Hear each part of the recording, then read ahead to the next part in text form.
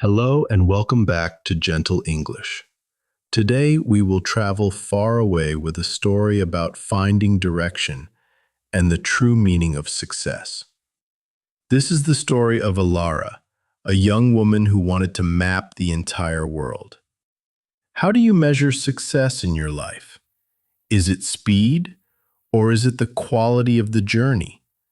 Sometimes slowing down helps you see the right path. Let's begin. Ilara lived in a large, bustling coastal city.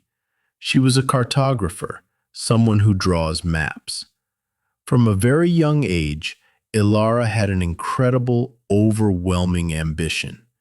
She wanted to be the fastest cartographer ever, to chart every river, every mountain range, and every hidden island before anyone else. She had a small office filled with her tools, precise rulers, expensive fine-tipped pens, and stacks of expensive parchment. Ilara worked incredibly hard. She traveled constantly, always rushing from one place to the next.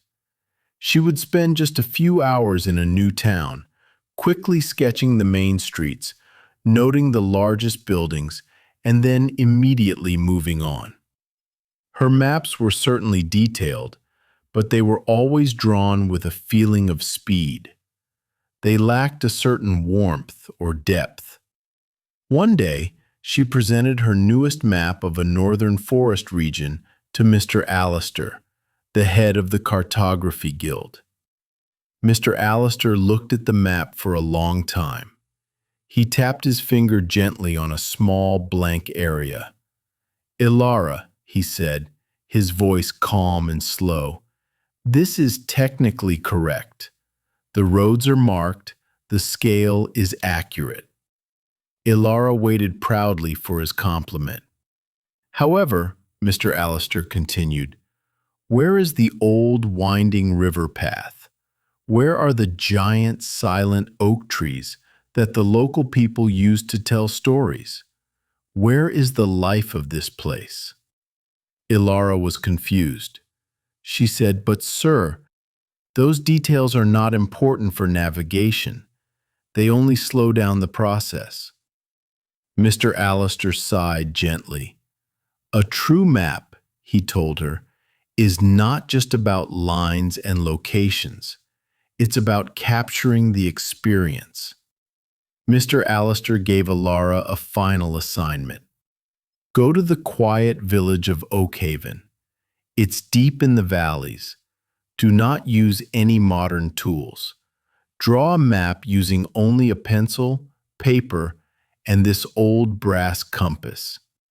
He handed her an ancient, heavy compass. It was beautiful, but it seemed to spin very slowly.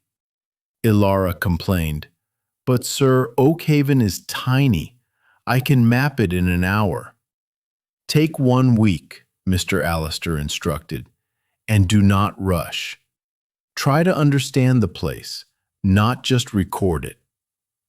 Reluctantly, Ilara began her journey. The trip to Oakhaven took much longer than she expected. She had to navigate narrow, muddy paths. When she finally arrived, she opened her new notebook. She tried to sketch the whole village quickly, just as she always did. But the old brass compass seemed to resist her speed. It swung back and forth, taking its time to settle on north. Ilara became frustrated. She tried to draw a simple line for the main path, but a young boy accidentally bumped her arm. "Slow down, traveler," the boy's grandmother called out kindly. "The path has been here for centuries. It won't disappear if you wait a moment." Ilara stopped. She took a deep breath. For the first time, she put down her pen and truly looked around. Ilara forced herself to adopt the pace of the village. It was slow, calm, and deliberate.